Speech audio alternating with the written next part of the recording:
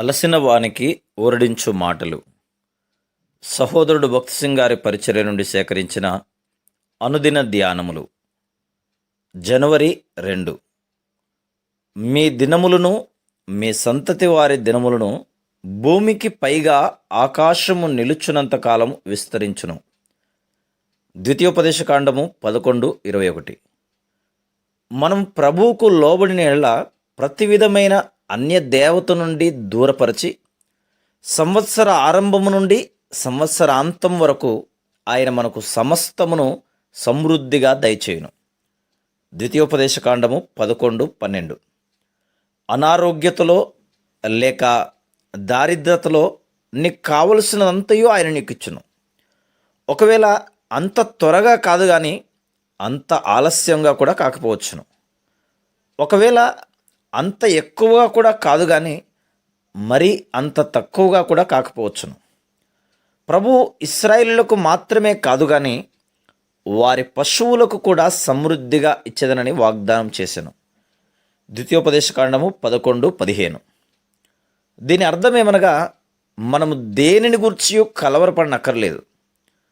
ప్రభు పైకి కనబడు మన అక్కరలను మాత్రమే కాదు కానీ తెలియని మన చిన్న అక్కరలను కూడా తీర్చును. తర్వాత వారు ఏమాత్రమును మోసపోకూడదని ఆయన వారిని హెచ్చరించెను. ప్రభువు వర్ధిల్లి వారి ఆదాయము హెచ్చైన పిమ్మట ప్రభు నుండి వైదొలిగిపోయిన వారిని అనేకులను నేను చూస్తిని. ఒకప్పుడు వారు ఎంతో ఆసక్తిగా ఉండిరి, కానీ ఇప్పుడు వారు ఎంతో చల్లారిపోయిరి. వారు అక్కరలో ఉన్నప్పుడు కూడికలకు క్రమముగా వచ్చి పదే పదే పదే ప్రార్థించమని కోరుదురు. అయితే ఇప్పుడు ప్రార్థనకు జవాబుగా వారి అక్కరలు తీర్చబడెను గనక వారిలో అనేకులను అంతగా మనం చూడం. ఆదివారములలో కూడా అంతే. వారు నిజముగా వర్ధిల్లుట చేత మోసగించబడిరి.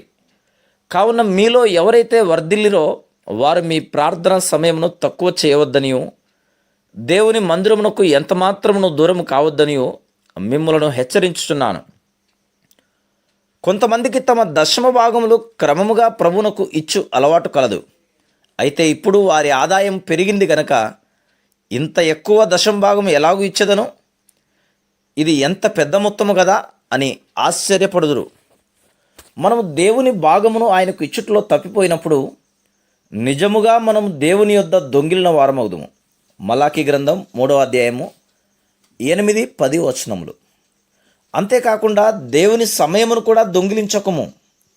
ఒకవేళ నీవు వివాహం కాకమునుపు ప్రార్థనలో గంటల కొలది సమయమును గడుపుచుండవచ్చును.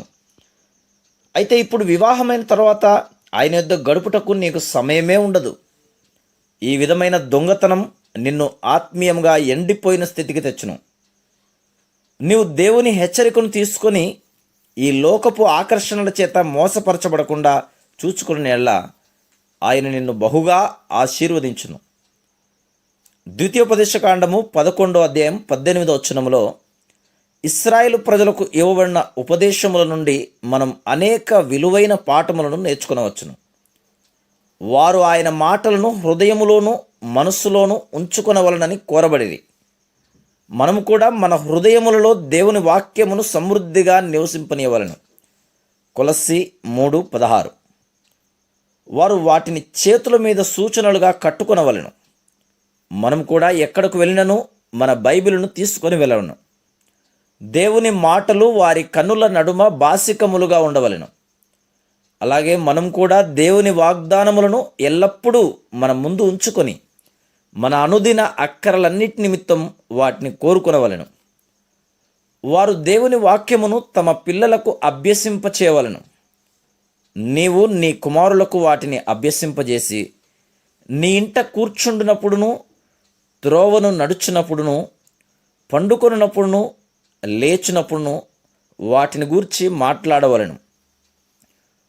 ద్వితీయోపదేశకాండం 6:7. మనం కూడా అలాగే చేయవలెను. మనము ఈ విషయంలో దేవునికి లోబడిన యెడల మన దినములను విస్తరింపజేసి భూమి మీద పరలోక అనుభూతి గల దినములను ఇచ్చేదనని ప్రభువు వాగ్దానం చేయుచున్నాడు. ద్వితీయోపదేశకాండము 11:21. ఈ వాగ్దానములన్నీ సంవత్సరమంతయు కేవలం ఆదివారములలో మాత్రమే కాదు కానీ వారములోని ప్రతి దినము మన అనుభవంగా ఉండును. దేవుని కృప పరలోకము నుండి మనపై కుమ్మరించబడును. Praise the lord.